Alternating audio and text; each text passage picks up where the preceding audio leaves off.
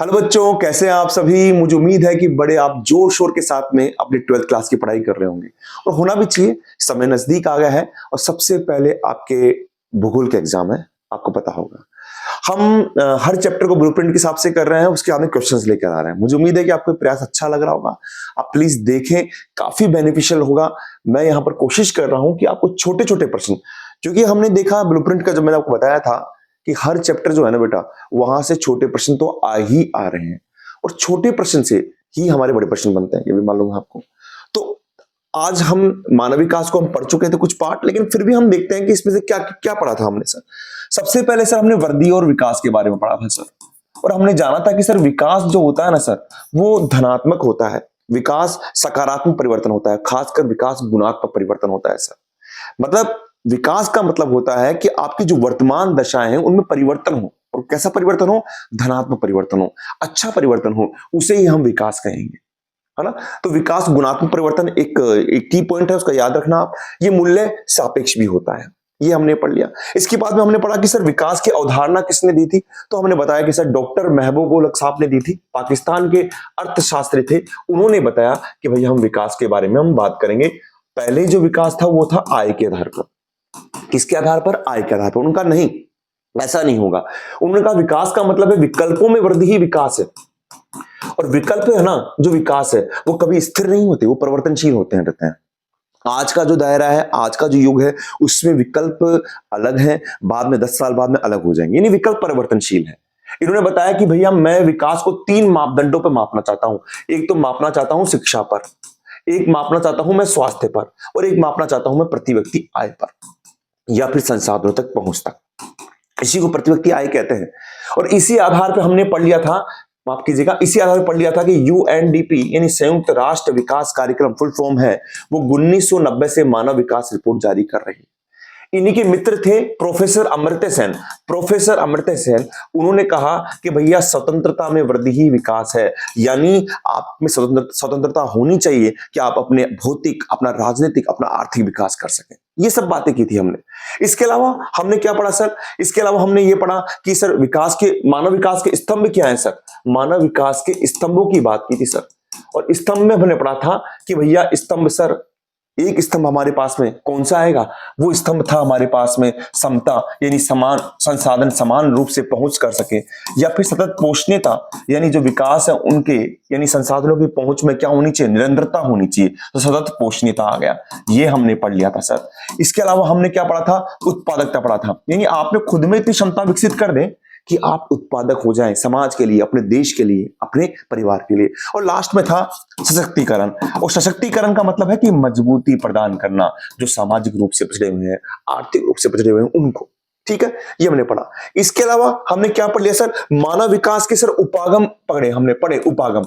उपागम का मतलब होता है टूल्स सर, टूल्स। टूल्स यानी कोई विकास किन टूल्स पर टिका हुआ है। तो पहला हमने आय उपागम पढ़ा था, जिसमें पता सबसे पुराना उपागम है। कल्याण उपागम पढ़ा, जिसको प्रोफेसर अमर्त्य सेन ने, सॉरी माफ कीजिएगा, कल्याण उपागम पढ़ा, जिसके अंदर ये बताया गया था कि हमें मनुष्य के कल्याण पर ध्यान देना चाहिए। मनुष्य जो है, यानी जो जनता है, वो एक निष्क्रिय प्राप्त करता है, सरकार की जिम्मेदारी है कि वो उनको सुविधाएं उपलब्ध करवाएं। आधारभूत अवस्था उपागम पढ़ा, जिसके अंदर पढ़ा ये आईएलओ ने दिया था, और इसमें 6 न्यूनतम आवश्यकता बताई थी। और क्षमता उपागम, क्योंकि जब अमृत पी लेते हैं तो क्षमता आ गई थी, इसलिए इसको अमर्त्य सेन ने दिया था। ये आपके सामने चीज आ चुकी है। ठीक है, तो यहां पर देखिए एक एक लाइन के कितने क्वेश्चन आ गए हैं। अब हम शुरू करते हैं। आज क्या पढ़ रहे हैं हम? आज हमारे पास में, यहीं से देखते हैं, मानव विकास का मापन की बात करते हैं सर। मानव विकास का मापन। अब देखिए, आप मानव विकास का मापन करें, मैं छोटी सी चीज बताना चाहूंगा आपको कि ये जो मापन का आधार दिया ना बेटा, ये डॉक्टर महबूब उल हक साहब ने दिया है। उसके आधार पर यूएनडीपी जो करती है ना, यूएनडीपी वो क्या करती है? मानव विकास रिपोर्ट जारी करती है, यानी एचडीआर। देखो फुल फॉर्म समझ लेना, यूनाइटेड नेशनल डेवलपमेंट प्रोग्राम, संयुक्त राष्ट्र विकास कार्यक्रम, ह्यूमन डेवलपमेंट रिपोर्ट। लेकिन जो एचडीआर है ना, वो एचडीआई पर यानी मानव विकास सूचकांक पर आधारित होती है। और वो एचडीआई क्या है? वो एचडीआई है कि स्वास्थ्य, स्वास्थ्य, स्वास्थ्य यानी जीवन प्रत्याशा। अब जीवन प्रत्याशा का मतलब क्या होता है? जीवन प्रत्याशा का मतलब होता है कि आप जीवन तो लंबा जिए, लेकिन दीर्घ लंबा जीवन तो लंबा होगा, लेकिन स्वस्थ जीवन होना चाहिए। ऐसा नहीं आप बीमार हैं और जीवन को जिए जा रहे हैं, आप कुछ भी देश के लिए योगदान नहीं कर रहे। यानी स्वस्थ गुणवत्तापूर्ण जीवन जीना, वो जीवन प्रत्याशा में आएगा। फिर आपके पास में शिक्षा आएगा। शिक्षा के अंदर शामिल किया गया है प्रौढ़ शिक्षा को शामिल किया गया है, कितने बच्चे स्कूल में पढ़ रहे हैं उनको शामिल किया गया है, कितने बच्चे पढ़ चुके हैं यहां पर इसको शामिल किया गया है। तीसरा आपके पास में यहां पर आप देखेंगे, यहां पर संसाधनों तक पहुंच, संसाधनों तक पहुंच, संसाधनों तक पहुंच। तो आपके एक नंबर का क्वेश्चन यहां से बन गया कि एचडीआई कितने मापदंडों पर आधारित है। तो कितने मापदंड है? 3 मापदंड है सर। कौन कौन से हैं? स्वास्थ्य है, शिक्षा है, संसाधनों तक पहुंच है। और संसाधनों तक जो पहुंच है ना बेटा, इसमें आएगा प्रति व्यक्ति आय। क्या आएगा? प्रति व्यक्ति आय, जिसको हम अमेरिकन डॉलर में मापते हैं। किसमें मापते हैं? अमेरिकन डॉलर में मापते हैं। चलिए ठीक है सर, इतना आपने बता दिया।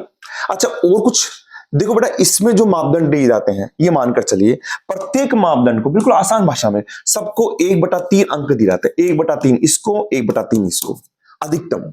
अब यानी आपने मान लीजिए पूरे नंबर दे दिए, 1/3 इसको दे दिया, 1/3 इसको दे दिया किसी भी देश में, तो टोटल कितने हो गए? 3/3, यानी टोटल हो गए 1।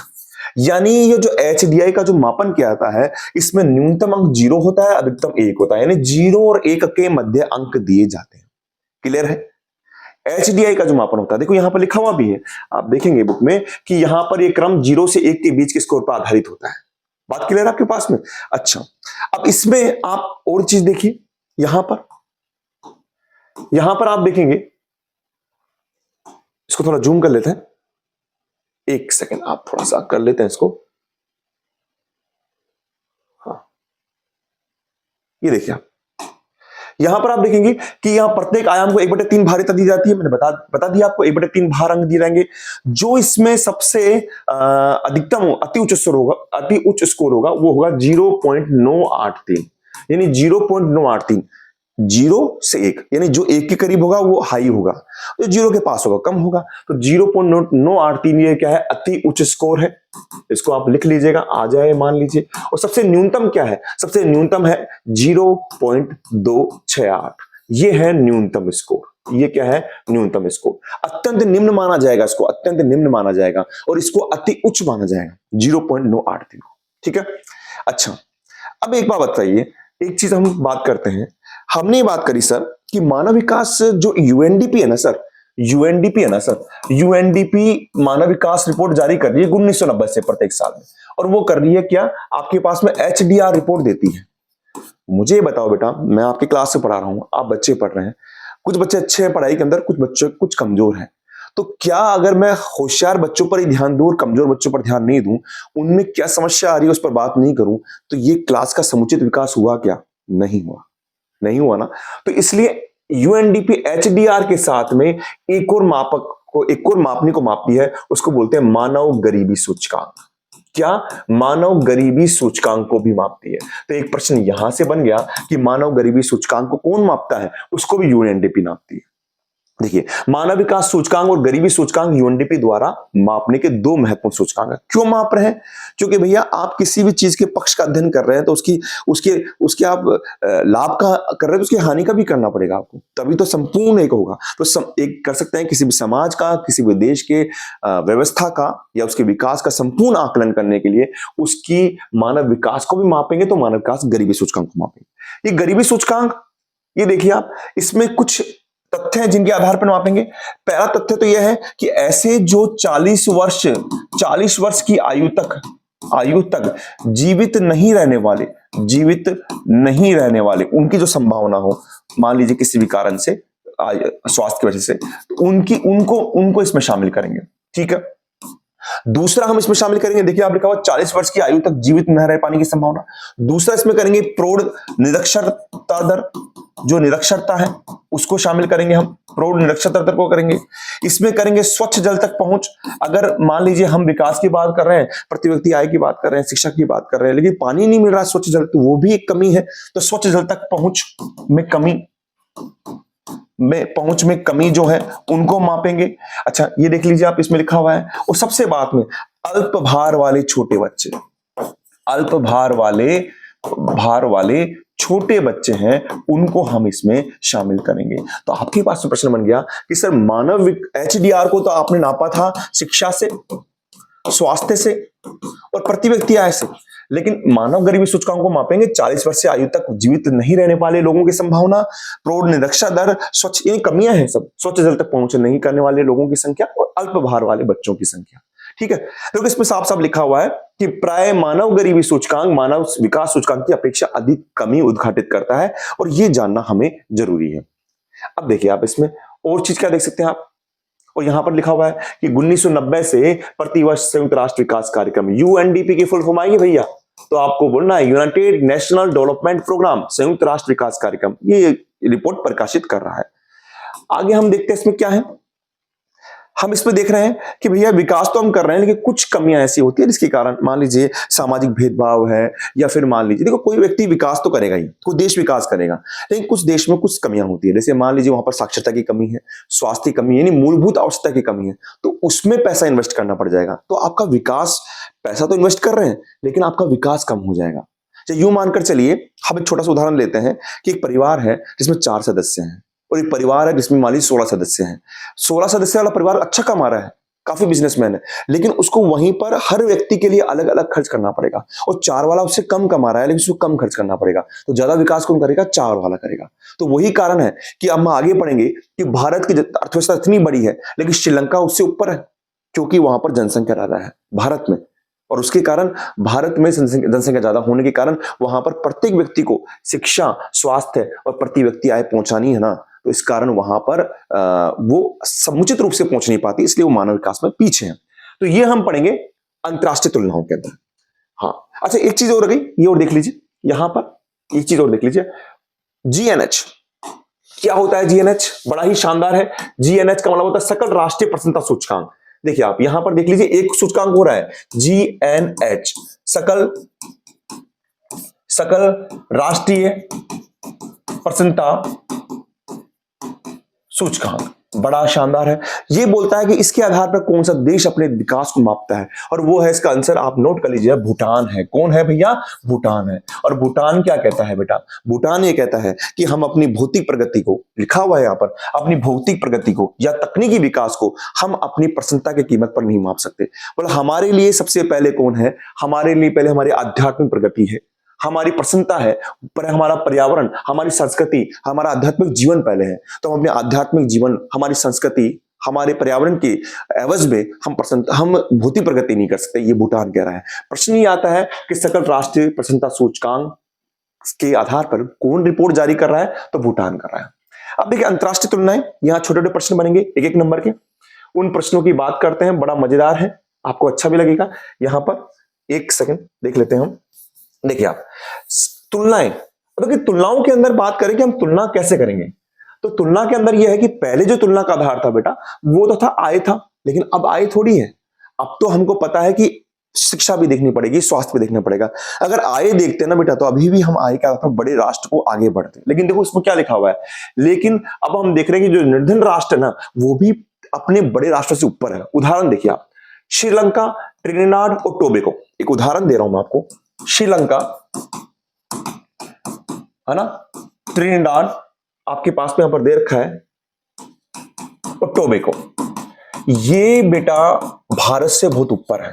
अब दिमाग में आती है भारत की अर्थव्यवस्था ज्यादा है और इनकी अर्थव्यवस्था छोटी है, तो क्यों? सीधा सा आंसर है बेटा, भारत के अंदर जनसंख्या ज्यादा है, जनसंख्या ज्यादा होने के कारण संसाधनों पर क्या है? दबाव ज्यादा है।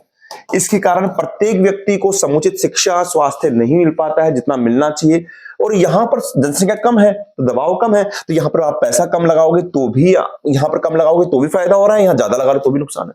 तो सीधा सा आंसर ये आएगा कि भारत जैसे बड़े देशों के अंदर जनसंख्या के दबाव के कारण वहां पर संसाधनों पर अधिक दबाव होता है, दोहन होता है, इसलिए प्रत्येक व्यक्ति को शिक्षा, स्वास्थ्य समुचित रूप से नहीं मिल पाता है, इस कारण ये इससे पीछे है। एक एग्जाम्पल और दे रखा है आपके पास में, केरल और पंजाब। आपकी किताब ये कहती है कि केरल के अंदर, पंजाब में प्रति व्यक्ति आय ज्यादा है, प्रति व्यक्ति आय ज्यादा है, बिल्कुल है सर, हरित क्रांति के कारण ज्यादा है। हम आगे पढ़ते हैं हुंडियां, आप प्रवास से पढ़ेंगे, हुंडियां किसे कहते हैं? जब कोई व्यक्ति, आपके पिता माता बाहर चल जाते हैं, कनाडा चल जाते हैं और वहां से जो पैसा भेजते हैं उसको हुंडी कहते हैं, है ना, हुंडी।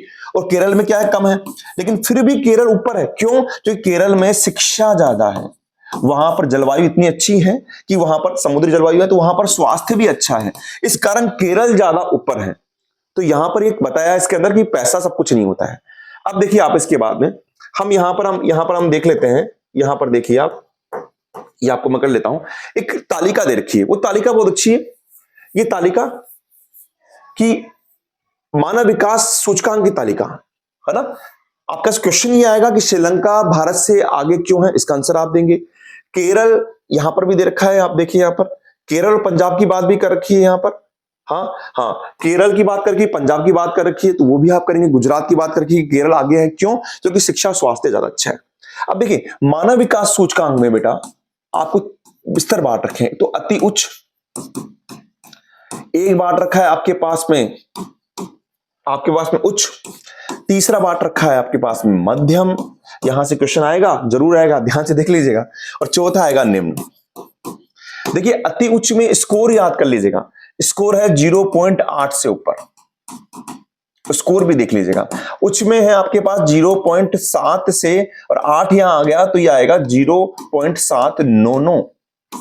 यहां पर आ जाएगा आपके पास में 0.550 से 0.7 आ गया तो 699, 699 का में सीधा 7 आ जाएगा, ठीक है। और यहां आ जाएगा 0.549 से नीचे।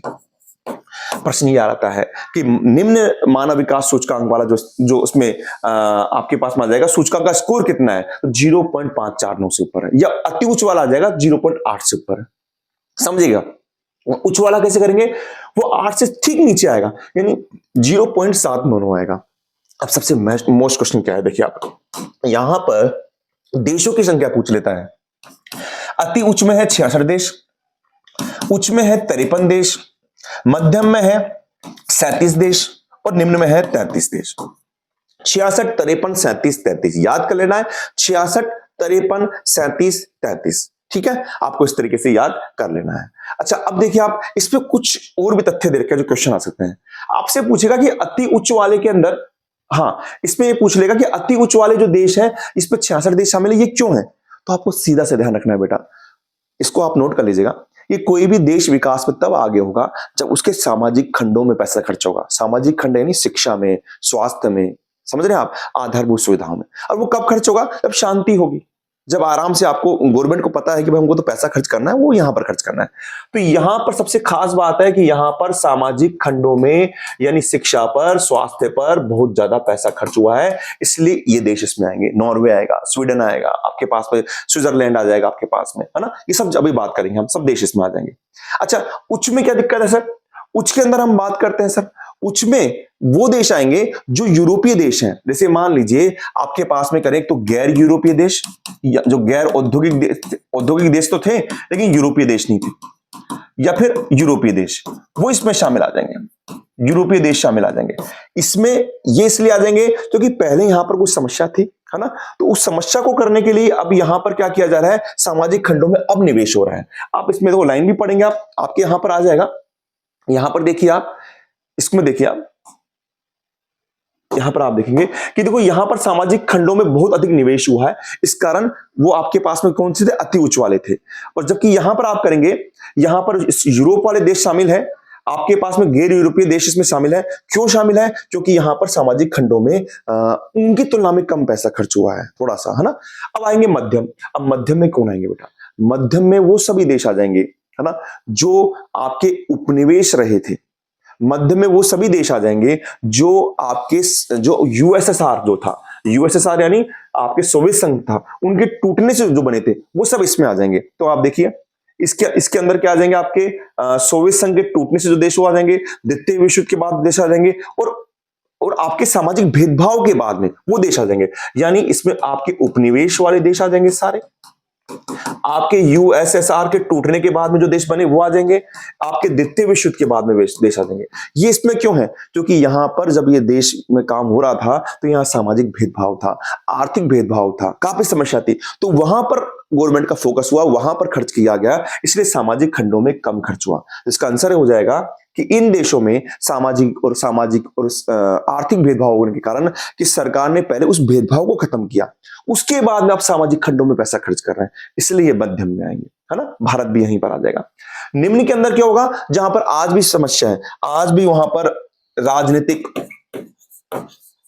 सामाजिक अशांति है, उपद्रव है, वहां पर अभी भी युद्ध हो रहे हैं, तो सारा पैसा यहां पर खर्च हो रहा है। आप इसको देखिए, यहां पर साफ साफ लिखा हुआ है, यहां पर आप इसको पढ़ेंगे तो देखिए, आप यहां पर लिखा हुआ है कि इन देशों में आज भी राजनीतिक उपद्रव हो रहा है, गृह युद्ध हो रहा है, सामाजिक अस्थिरता है, अकाल है, बीमारियां है, इस कारण ये अपने आप इसमें। तो आपसे प्रश्न पूछ ले, ये भी प्रश्न पूछ सकता है कि यहां पर निम्न में क्यों है, तो इसका भी उत्तर हो जाएगा कि इन देशों के अंदर आज भी वर्तमान में सामाजिक अशांति, राजनीतिक अशांति है, अस्थिरता है, युद्ध है, महामारी है। यहां पर ये देश मध्यम में क्यों है, क्योंकि यहां पर क्या है, ये उपनिवेश यूएसएसआर देते थे, यहां पर सामाजिक भेदभाव, आर्थिक भेदभाव रहा था, इसको दूर करने के लिए यहां पर हुआ है। यहां पर ये क्यों है, क्योंकि सामाजिक खंड में पैसा अधिक निवेश हुआ है। ये एक नंबर के प्रश्न बनते हैं। 66, 53, 37, 33 याद करना है, कुछ आपको ये आंकड़े भी याद करने हैं। अच्छा, एक लास्ट का और बच गया, आप इसमें देखेंगे, आप यहां पर आप इसमें इसको आप देख लीजिए, यहां पर देंगे सर्वोच्च मानव सूचकांक वाले देश। तो देखिए इसमें पहला है आपके पास में नॉर्वे, आयरलैंड, स्विट्जरलैंड, फिर हांगकांग चीन ही उसको अपना भाग मानता है, साथ में है Iceland, Germany, Sweden, Austria, Netherland, Denmark.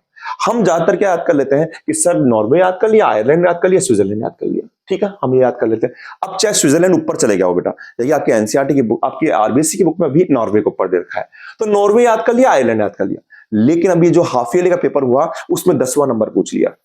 क्या पूछ लिया? 10वां नंबर पूछ लिया कि डेनमार्क का कौन सा स्थान है, ये 10वें नंबर पे कौन स्थान है, तो 10वें पे कौन है? डेनमार्क है। तो एक बार ये पूरी सूची याद कर लेना, नॉर्वे, आयरलैंड, स्विट्जरलैंड। मैं आपको एक चीज करवा रहा हूं आपके यहां से, बड़ा मजा आएगा आपको। हम यहां से नक्शे को करेंगे, क्या करेंगे? नक्शे को करते हैं बेटा, आपको अच्छे ढंग से समझ में आएगा। देखिए आप, पहला हम बात करें, मैं इसको जूम कर लूं थोड़ा सा,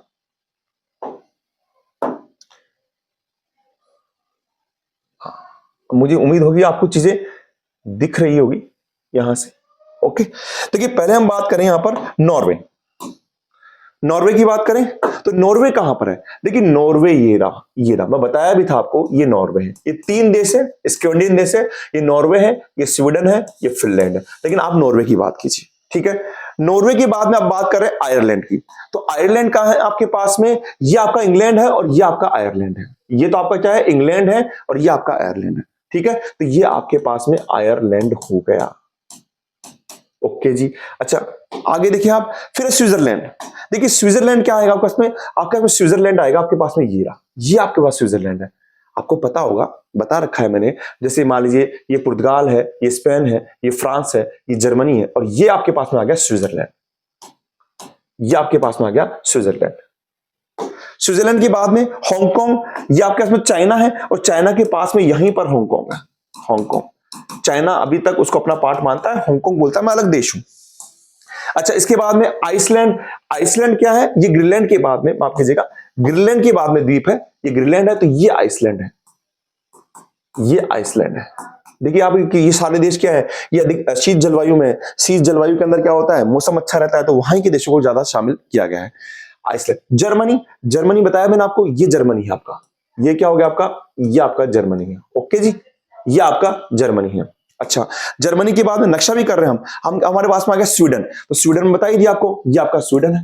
ओके, अच्छा इसके बाद में आपके पास ऑस्ट्रेलिया। ऑस्ट्रेलिया आपके पास में यहां पर आ गया, ये आपका ऑस्ट्रेलिया है ना, ऑस्ट्रेलिया।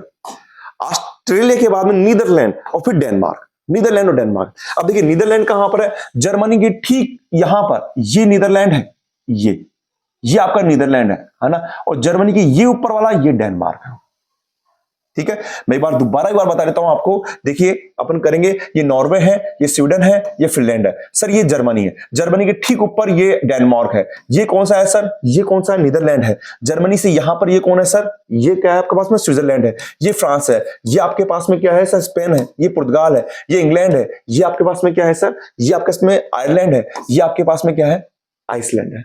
तो नक्शे को हम और अच्छे ढंग से करेंगे, ये हांगकांग हो गया, ये ऑस्ट्रेलिया हो गया। तो मुझे उम्मीद है कि आपको ये चैप्टर समझ में आया होगा। क्वेश्चंस करेंगे ढेर सारे, लेकिन वन लाइनर जो क्वेश्चन होंगे इससे बाहर बिल्कुल भी नहीं जाएंगे बेटा। आप को हमने मानव विकास की अवधारणा किसने दी, वहां से शुरू किया और अंत में हम यहां तक आए। यहां भी बहुत मोस्ट क्वेश्चन है, आप ध्यान रखना। इनके जो देशों के काउंटिंग, ये सूचकांक, और यहां पर ये देश क्यों शामिल है, राजनीतिक अशांति के कारण है या सामाजिक खंडों में निवेश के कारण है। मिलता हूं नेक्स्ट क्लास में, ढेर सारे क्वेश्चन लेकर आऊंगा आपके लिए। आप बस यही पढ़ते रहे, आगे बढ़ते रहे, अपना ध्यान रखें। थैंक यू बेटा।